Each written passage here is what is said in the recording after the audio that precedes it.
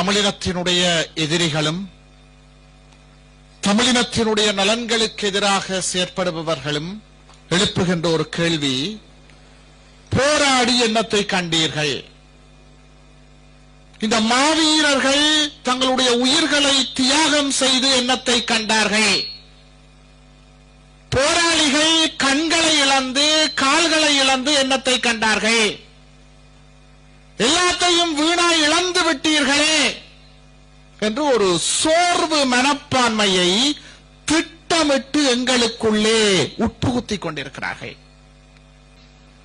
மாவீரர்கள் மரணிக்கவில்லை, அவர்கள் விதைக்கப்பட்டிருக்கிறார்கள்.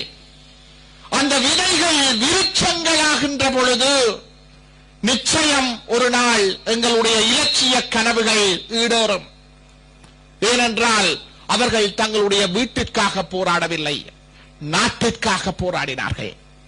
இன்றைக்கு வடகிழக்கு முழுக்க விகாரிகள் வந்து கொண்டிருக்கிறது, திருகோணமலை பறிபோய்க் கொண்டிருக்கிறது, முல்லைத்தீவுடைய எல்லையோரத்திற்கு ஆக்கிரமிப்பு வந்துவிட்டது.